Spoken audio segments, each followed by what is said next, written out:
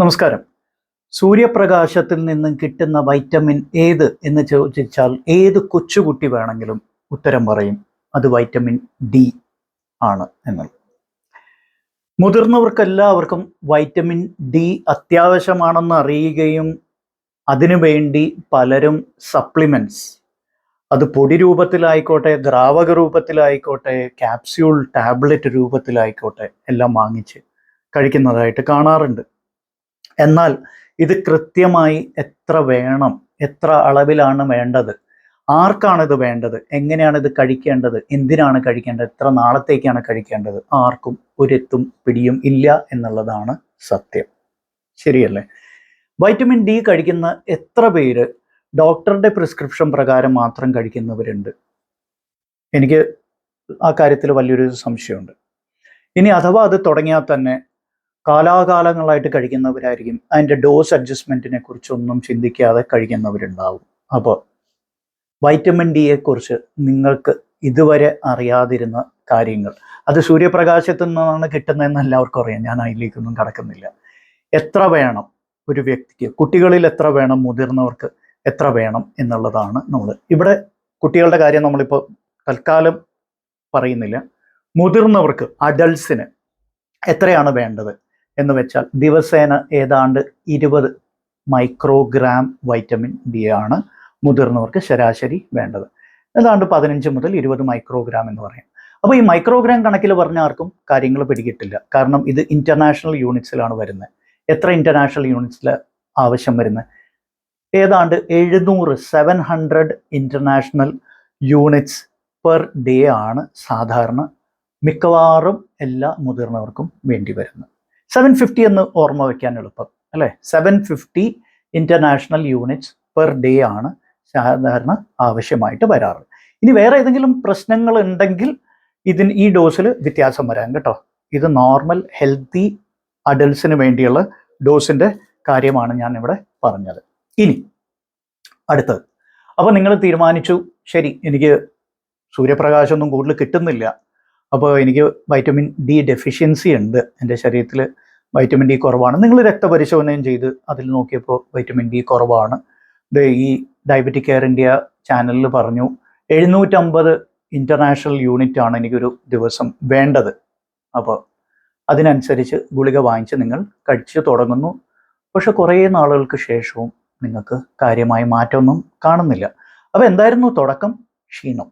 ഏറ്റവും സർവ്വസാധാരണമായിട്ട് vitamin D deficiency suspect ചെയ്യുന്ന, സംശയിക്കേണ്ടത്, വല്ലാത്ത ക്ഷീണം തോന്നുന്ന, ഫുൾ ടൈം ഓഫീസിൻ്റെ അകത്ത് തന്നെ ഇരുന്ന് ജോലി ചെയ്യുന്ന, സൂര്യപ്രകാശം ഒട്ടും തന്നെ ഏൽക്കാത്ത, വളരെ കുറച്ച് വ്യായാമം ചെയ്യുന്ന വ്യക്തികളൊക്കെയാണ് ഇത്. ഇപ്പോൾ സർവ്വസാധാരണമായിട്ട് കാണുന്ന ഒരു പ്രശ്നം തന്നെയാണ് ഈ വൈറ്റമിൻ ഡി ഡെഫിഷ്യൻസി. അപ്പോൾ നിങ്ങൾ തീരുമാനിച്ചു വൈറ്റമിൻ ഡി ഡെഫിഷ്യൻസി ഉണ്ട്, അപ്പോൾ അതിന് സപ്ലിമെൻറ്റേഷൻ എടുക്കണം. സപ്ലിമെൻറ്റേഷൻ്റെ ഇതും കിട്ടി, കൊള്ളാം. അടുത്തത്, എങ്ങനെ ഇത് എടുക്കണം എന്നറിയില്ല. എപ്പോഴാണ് ഇത് എടുക്കേണ്ടത്? ഭക്ഷണത്തോടൊപ്പം ആണോ അല്ലയോ? ആണെങ്കിൽ ഏത് രീതിയിൽ കൃത്യമായിട്ട് പറയാവോ? ഓർമ്മ വേണം. അവിടെയാണ് ഒരു അടിസ്ഥാന സത്യം നമ്മൾ മനസ്സിലാക്കേണ്ടത്. വൈറ്റമിൻ ഡി എന്ന് പറഞ്ഞാൽ ഒരു ഫാറ്റ് സോല്യൂബിൾ വൈറ്റമിൻ ആണ്. എന്ന് വെച്ചാൽ കൊഴുപ്പിൽ ലയിച്ച് ചേരുന്ന ടൈപ്പ് വൈറ്റമിൻ ആണ്. അപ്പോൾ പ്രധാനമായിട്ടും വൈറ്റമിൻസിനെ രണ്ടായിട്ട് വേർപ്പെടുത്തിയിട്ടുണ്ട്, അറിയാലോ അല്ലേ? വിഭജിച്ചിട്ടുണ്ട്. ഒന്ന് വാട്ടർ സോള്യൂബിൾ വൈറ്റമിൻസ്, ഫാറ്റ് സോള്യൂബിൾ വൈറ്റമിൻസ്. അപ്പോൾ ADEK എന്നുള്ളവയാണ് ഫാറ്റ് സോള്യൂബിൾ വൈറ്റമിൻസ്. ADEK, അതിൽ ഡി ഫാറ്റ് സോള്യൂബിൾ ആണ്. എന്ന് വെച്ചാൽ കൊഴുപ്പ് അടങ്ങിയിട്ടുള്ള ഭക്ഷണത്തോടൊപ്പം വൈറ്റമിൻ ഡി കഴിച്ചാൽ അതിൻ്റെ ആഗിരണം വളരെ ഫലപ്രദമായി നടക്കും.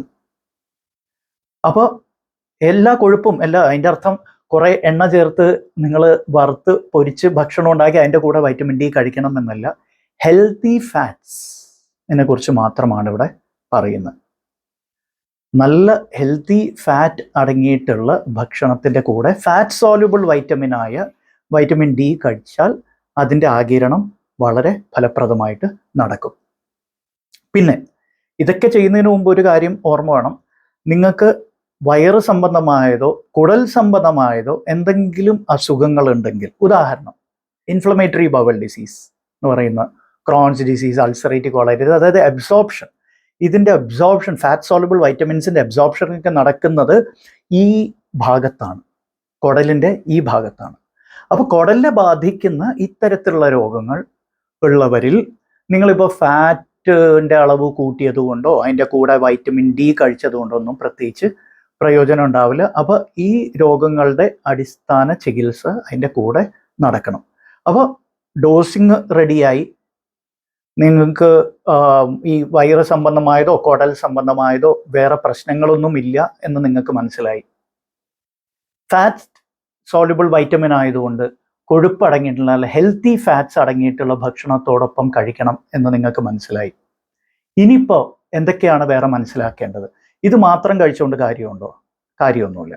അവിടെയും ചില സത്യങ്ങൾ നിങ്ങൾ മനസ്സിലാക്കണം. ചില മൈക്രോ ന്യൂട്രിയൻസിൻ്റെ അഭാവം വൈറ്റമിൻ ഡിയുടെ ആഗിരണവും പ്രവർത്തനവും വളരെ വളരെ കുറയ്ക്കും. ഏതൊക്കെയാണ് ആ മൈക്രോ ന്യൂട്രിയൻസ്? അതിൽ പ്രധാനമായിട്ടും magnesium is A very important micro nutrient ഇതിൻ്റെ അബ്സോർപ്ഷന് വേണ്ടി. അതുപോലെ വൈറ്റമിൻ കെ എന്ന് പറയുന്ന വേറൊന്നുണ്ട്, ഞാൻ നേരത്തെ പറഞ്ഞില്ലേ, ADEK. ഇവയെല്ലാം പരസ്പരം ബന്ധപ്പെട്ടാണ് കിടക്കുന്നത്. ഇവയുടെ പ്രവർത്തനമാണ്, ഇവരുടെ ആഗിരണമാണെങ്കിലും പ്രവർത്തനമാണെങ്കിലും ഇതെല്ലാം പരസ്പരം ബന്ധപ്പെട്ടാണ് കിടക്കുന്നത്. വെവ്വേറെ അവയവങ്ങളിലാണെന്ന് മാത്രം, അത് മാത്രമാണ് ഓർമ്മ. ഉദാഹരണം, വൈറ്റമിൻ കെയുടെ അഭാവം.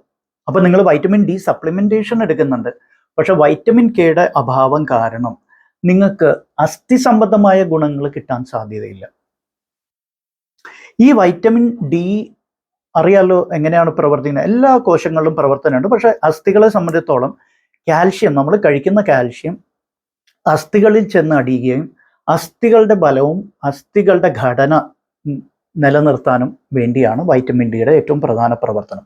ഈ പ്രവർത്തനത്തിനെ നിയന്ത്രിക്കുന്നതും സ്വാധീനിക്കുന്നതുമാണ് വൈറ്റമിൻ കെ എന്ന് പറയുന്നത്.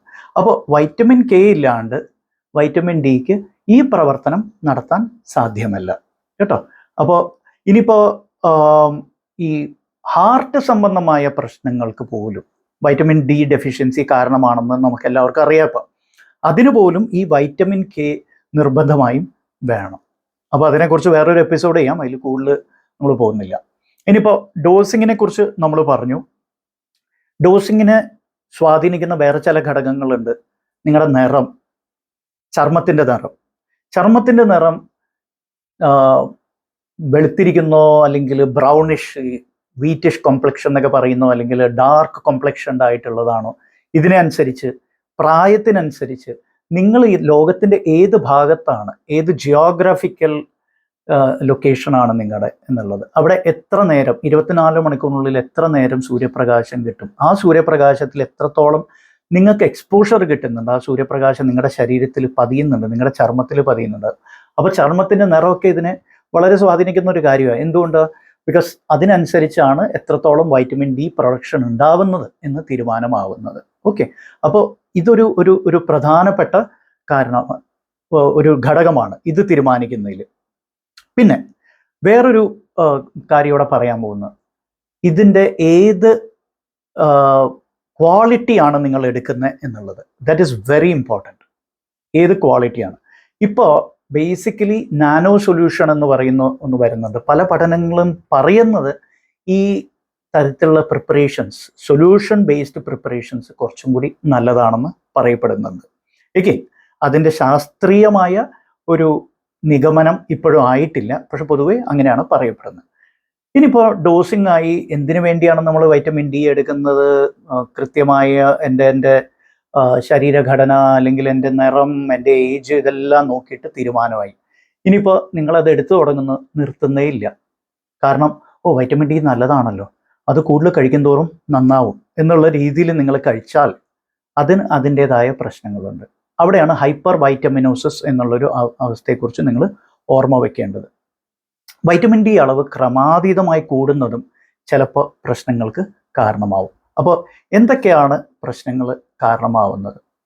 ഏറ്റവും പ്രധാനമായിട്ടും ഓർമ്മ വേണ്ടത് എന്താണെന്ന് വെച്ചാൽ മസിൽ സംബന്ധമായ ക്ഷീണം, മാംസപേശികൾ സംബന്ധമായ ക്ഷീണം, മാനസികമായിട്ടുള്ള പല മാറ്റങ്ങൾ, പിന്നെ കിഡ്നി സംബന്ധമായ പ്രശ്നങ്ങൾ വരാം, ഹൃദ്രോഗം വരാം.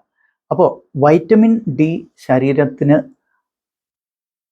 ഏറ്റവും ആവശ്യമായിട്ടുള്ള അത്യന്താപേക്ഷികമായിട്ടുള്ള ഒരു വൈറ്റമിൻ ആണെങ്കിലും ഇത് കൂടിപ്പോയാൽ അതും അപകടമാണ്. അതിനാൽ നിർബന്ധമായും നിങ്ങൾ ആ കറക്റ്റ് ഡോസിൽ മാത്രമേ എടുക്കാവൂ.